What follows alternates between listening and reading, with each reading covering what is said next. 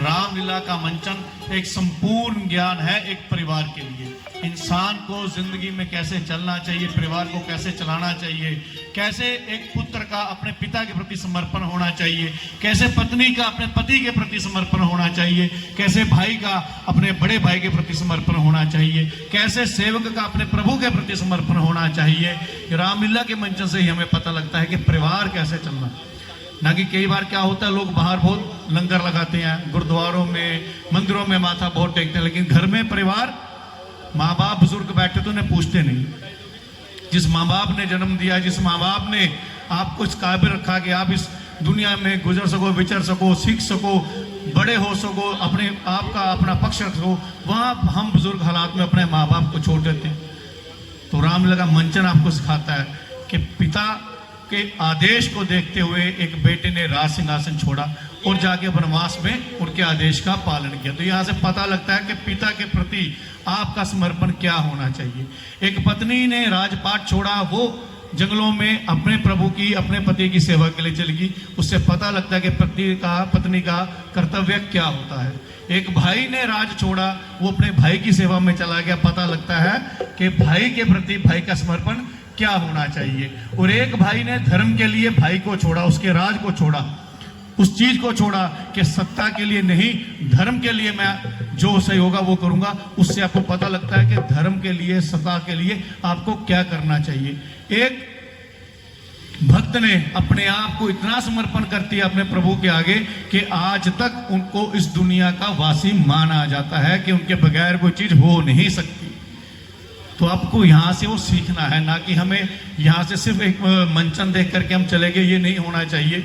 यहाँ से अगर हम 2% भी सीख करके चले गए और उसको हमने अपने जीवन में ढाल लिया तो यकीन मानिएगा, जिस पुत्र ने अपने पिता की सेवा की, जिस पत्नी ने अपने पति की सेवा की, जिस भाई ने भाई का साथ दिया, उसे जिंदगी के अंदर कोई फेल नहीं कर पाएगा। आपको गुरुद्वारे, मंदिर, मस्जिदों में मत्था टेकने की जरूरत नहीं है। अपने परिवार के अंदर अगर आप अपने माँ बाप की पूरी सेवा करते हैं, उनकी आज्ञा को मानते हैं, तो आपका जीवन वही सफल है।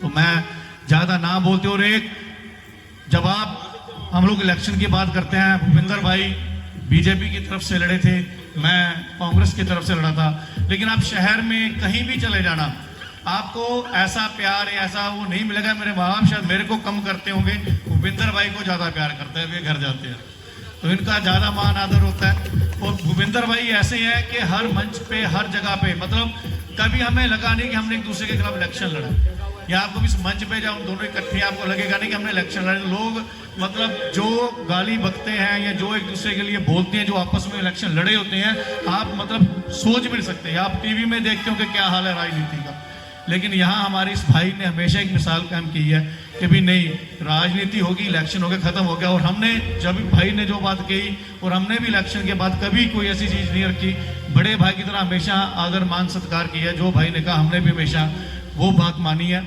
और मैं आपको एक खुशखबरी भी देना चाहता हूँ, क्योंकि हम लोग 2023 में हमने कहा था कि यहाँ जहाँ हम मंचन करते हैं, एक ऐतिहासिक जगह है, पवित्र जगह है, एक सुच्ची जगह है, तो इसके लिए यहाँ कभी लाइट का अरेंजमेंट नहीं हो सका। ये जगह के विवादों में फंसी रही, कभी पुलिस चौकी है जी, कभी कुछ है जी, कभी एडमिन की है जी, कभी कॉर्पोरेशन की है। तो अब हमने जाकर के, मैंने यहाँ लाइटें पास करी हमने अपने वार्ड फंड में से। तो हमने भाई को पहले कहा, भाई देखो आप हो, मैं हूँ, रहे ना रहे, लेकिन ये मंच रहेगा, यहाँ मंचन होता रहेगा, लेकिन एक चीज या एक छाप छोड़ेंगे कि हम इस जगह को चमकता हुआ छोड़, ताकि जब रामलीला का मंचन खत्म होता है, कुछ लोग इस जगह का गलत इस्तेमाल करते हैं। जब लाइट होगी तो उनको भी शर्म होगी कि ये एक पवित्र स्थान है जहां हम मंचन करते हैं, जहां रामलीला होती है, तो यहाँ बैठ करके गलत काम ना हो। तो बहुत जल्दी हमारा टेंडर लगने लगा है जी, तो शायद अगले 1 महीने 1.5 महीने में यहाँ का काम भी पूरा हो जाएगा। यहाँ सारी जगह लाइटें लगेंगी, ताकि जो हमारा धर्म स्थान है, जो हमारा संस्कृति, हमारा सनातन का पवित्र स्थान है, उसके ऊपर कोई चीज गलत ना हो सके। और जब भी होगा तो हम आप सबको भी न्योता भेजेंगे, भाई को भी भेजेंगे और हमारे रामलीला कमेटी को भेजेंगे कि वो हमारा साझा काम होगा और हम सब मिलकर के उसका उद्घाटन भी करेंगे और उस दिन को भी मनाएंगे कि हमारे लिए वो एक अच्छा, जो लोग इतने टाइम से चला जाता था कि भी नहीं प्रशासन का है या कॉर्पोरेशन का है, उस झगड़े को खत्म करके हमने आज वो चीज पास करा ली है। तो मैं ज्यादा ना बोलते हुए एक बार फिर से श्री बद्री केदार रामलीला कमेटी का धन्यवाद करता हूँ, मेरे बड़े भाई भूपेंद्र शर्मा जी का धन्यवाद करता हूँ, जो मुझे इस मंच में बुला करके हर बार इतना प्यार देते हैं, मैं इतने काबिल हूँ नहीं। और भाई साहब जो बोल रहे थे वो कह रहे थे भी शादी करवा लो घर जाते हैं तो घर वाले यही कहते हैं। तो जीवन उनको समर्पित है जी, माँ बाप की सेवा में। ठीक है, अब जिंदगी जितनी थी वो निकल चुकी है, आगे भी वो ये है कि उनकी सेवा करते रहे, उसी में बड़ा आनंद है।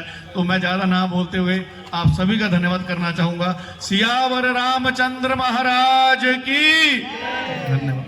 धन्यवाद धन्यवाद गाफी साहब, आपने इस प्रभु राम जी की लीला का शोभा बढ़ाई। आपका बद्री केदार रामलीला की कमेटी की तरफ से तहे दिल से धन्यवाद कि आप जिस तरह से समाज की सेवा लगे हुए हो, हम भी प्रभु की सेवा में लगे हैं। सेवा कोई भी हो, समाज की हो, परिवार की हो, प्रभु राम की हो, लेकिन आप हमारे एरिया पार्षद हो। रामलीला कमेटी की तरफ से आपको बहुत बहुत बधाई देते हैं कि भी आपने जो लाइट के लिए कमेटी को आश्वासन दिया है, तो आप जो बोलते हो वो करते हो, क्योंकि मेरे छोटे भाई हो, क्योंकि मेरा आपसे बहुत पुराना याराना प्यार भी है। मेरे बीच में नितिन जी हैं सेक्टर 45 में, ये भी बहुत सामाजिक सोशल आदमी है। हमारे राणा जी, पवन गुप्ता जी, आदरणीय हमारे बड़े भाई साहब, मैं इनका दे दिल से धन्यवाद करता हूं कि आपने हमें आशीर्वाद दिया। वो भी नतमस्तक देख रहे हैं ये बच्चा कैसा काम कर रहा है, क्या कर रहा है। तो मैं धन्यवाद करता हूं मेरे भाई भूपेंद्र शर्मा का। पारितोषिक सभी हाथ लगाएं, सभी लोग आगे आए। और ये पारितोषिक जो है श्री बद्री केदार रामलीला कमेटी की तरफ से छोटी सी भेंट। तो मेरे भाई जो हमने कहा नहीं, मेरे भाई गापे ने कह दिया तो बहुत परमात्मा करे ਜਿਹੜੇ ਸਾਡੇ ਪਿੰਡਾਂ 'ਚ ਕਹਿੰਦੇ ਨੇ ਭਾਈ ਉਹਨਾਂ ਨੂੰ ਫੁੱਲ ਲੱਗਣ, ਜਿਹੜੇ ਸ਼ਬਦ ਕਹੇ ਉਹਨਾਂ ਨੂੰ परमात्मा पूर्ण करे, ये साड़ी भावना है, साडा आशीर्वाद। मैं आग्रह करूंगा अपने भाई पवन गुप्ता जी से कि जय घोष करेंगे। पवन गुप्ता जी।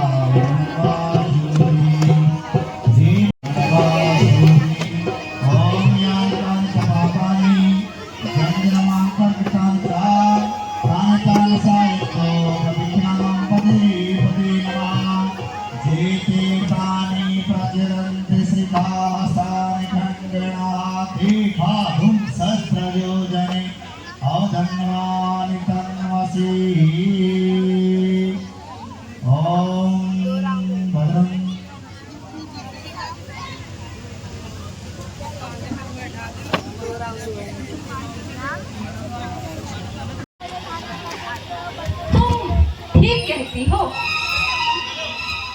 यदि राम को राज्य मिल गया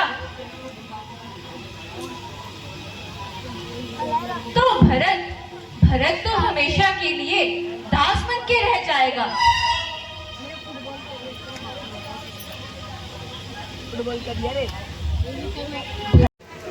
आगे आपने फोटो कैसे नवा रहे आगे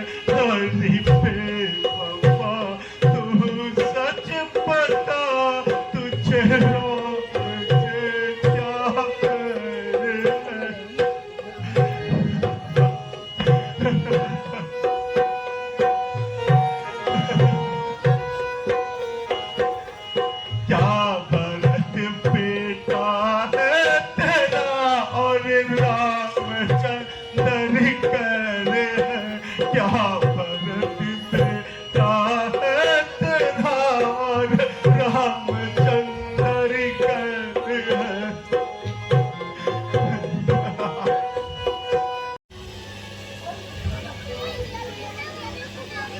प्रणाम पिताजी।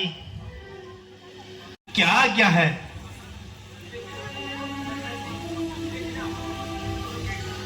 है बेटा राम, बेटा राम, तुम आगे बेटा, तुम्हें अंतिम समय देखने की लालसा थी बेटा। चिरंजीव रहो मेरे लाल, जुग जुग जियो मेरे लाल। पिताजी, आज आप कैसी बातें कर रहे हैं? आपका स्वास्थ्य तो ठीक है ना? बेटा राम, जरा मेरे पास तो आओ बेटा, मैं तुम्हें गले लगाना चाहता हूं, क्योंकि हम मेरी जिंदगी का अंतिम समय निकट है बेटा। बेटा राम, बेटा राम, बेटा राम। पिताजी, पिताजी, आपकी यह दशा देखकर मेरा मन बेचैन हो रहा है और अत्यधिक दुखी हो रहा है।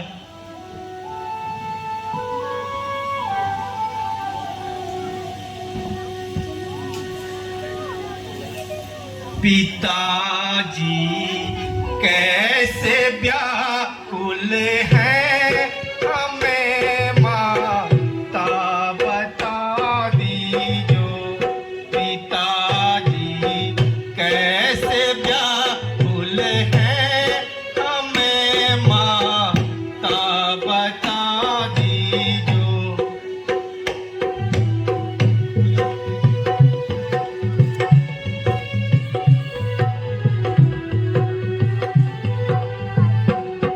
हुआ अपराध जो मुझसे, क्षमा की जो, क्षमा की जो। पिताजी कैसे व्याकुल है, हमें माता बता दीजो। पिता की देख हालत को, मुझे है शोक अति भारी। पिता की देख हालत को, जो देखा दोष हो मुझको, क्षमा की करा दीजो। पिताजी कैसे व्याकुल है, हमें माता बता दीजो। बर से रघुबर को, भरत को राजपद दीजो।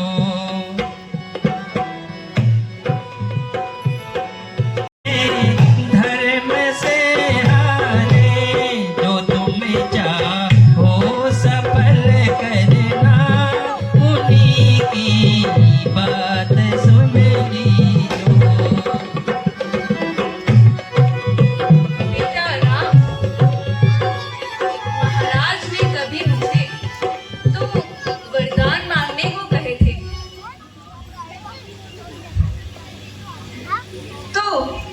तो आज महाराज से मैंने अपने वो दोनों वर मांग लिए। एक वर से तुम्हें 14 वर्ष का वनवास,